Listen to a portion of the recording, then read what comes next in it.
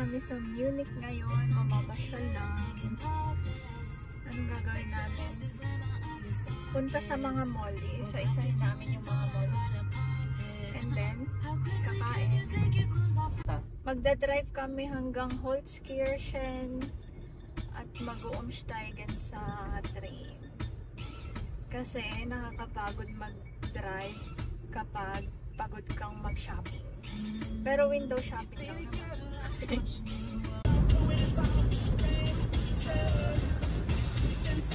Nagkakakulay na po ang mga puno dahil ngayon ay autumn na.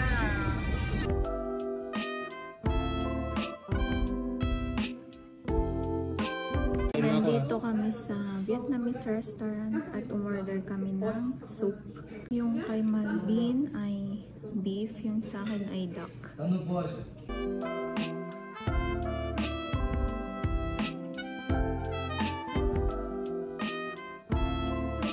Yan, tapos na nga kaming kumain. Medyo pakiramdam ko nalugi kami kasi ang mahal-mahal ng soup, 16 euro 90 cents. And then yung drinks, 3 euro 50 cents. Hindi naman ako na-amaze sa order namin. Pritong duck lang, tapos noodles na may sabaw na nilagyan ng pechay. Kayang-kaya ko yung lutuin sa bahay. Ayun nga, may nakuha kaming 60 cents. Ay, hindi. 30 cents refund. Kasi binalik namin yung bote sa counter. At ito nga pala yung outfit ko ngayon. May pa fur jacket tayo ngayon kasi ang lamig na, autumn, ang hangin. Tapos yung hangin niya, malamig na dry. Then, ito, quintas. Hindi naman yan totoo. Accessories lang yan.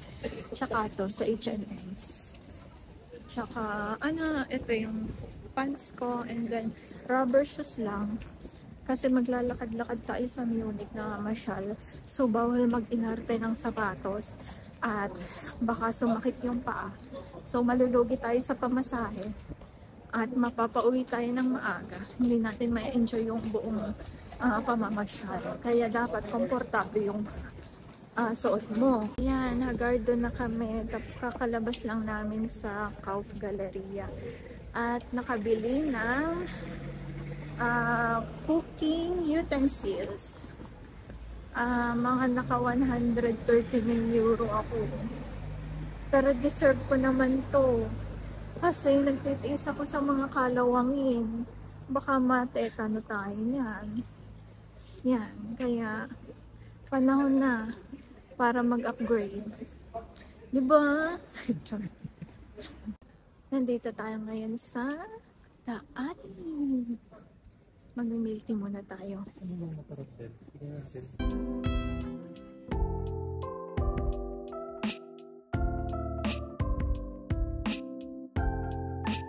Ube brown sugar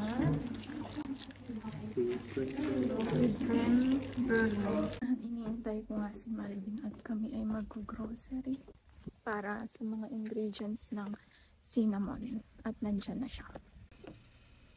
Open. At ako ang mag-drive. Ayan, nandito na po tayo sa Battles. Pupunta tayo ng Teddy.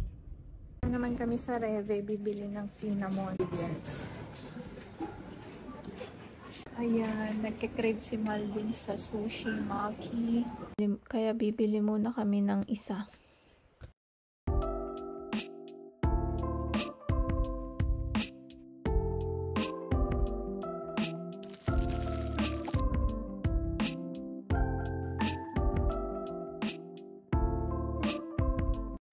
At naisipan kong gumawa ng red velvet cupcakes, kaya ito, yan yung pang design na nabili namin sa Reve, at ito yung ibang mga ingredients na nakalatag sa table.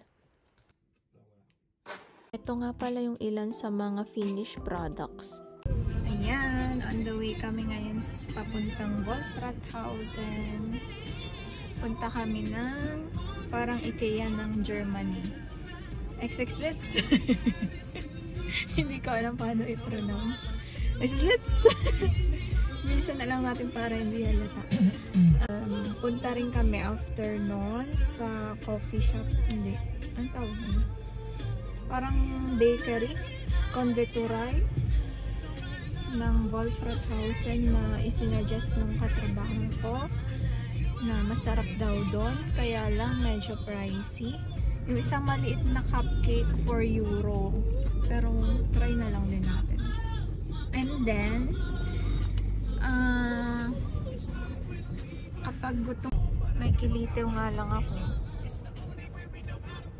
Nilagyan ko na lang ng pink na eyeshadow para pumantay dun sa kabila. Hindi masyadong halata yung pagkakula niya.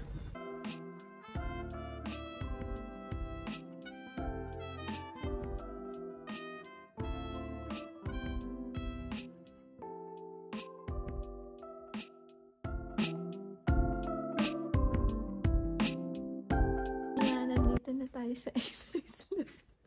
O, di ba may restaurant din sila, parang IKEA. Ang IKEA ng Germany. Gaya-gaya sa Sweden. Yun nga lang, walang entrance. Ba't ganun? First time namin dito. Kaya, baka naman wala talagang entrance sa TIFF Garage. Eto, Garage Verlassen. Ano kaya? Huwag na. Maglakad na tayo. Ayun. Ay, wala na. O, ayan. For real na talaga. Ito na yung XX Lutz. Nandito na tayo sa tapat ng entrance, mga kababayan. Herzlich willkommen.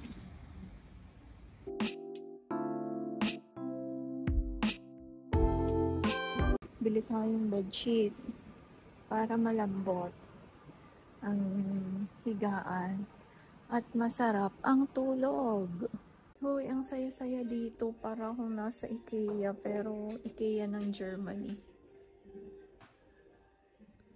Ito na yung cravings natin.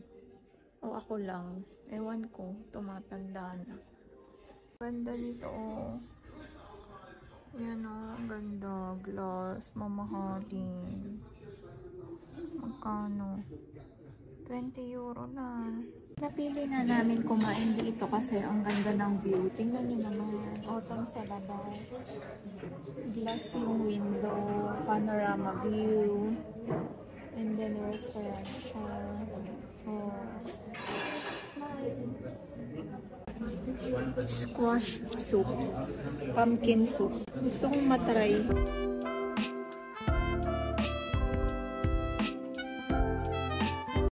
At pauwi na nga tayo, guys. Naka €50 na naman tayo ngayong araw. Eto nga, guys, at nakauwi na tayo at meron pa akong ganang mag-prepare ng pagkain para bukas. Mag-prepare ako ngayon ng mga salad, fruits. Bale, ito yung magiging meal prep ko for this week.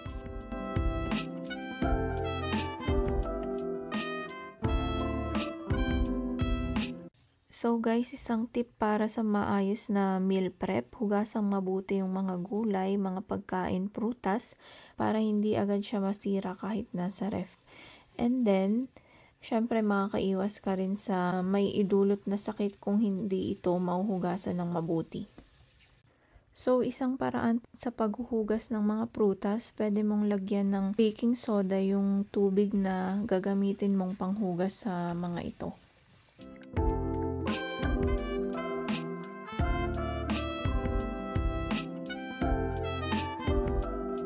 Bale, naisipan ko nga rin gumawa at magluto ng chicken biryani para sa aking lunch or dinner. Ito nga pala ay nakabatay sa recipe ni Chef RB na nakikita at napapanood nyo sa YouTube. So, I will end my vlog here and see you on next vlog, guys. Don't forget to subscribe.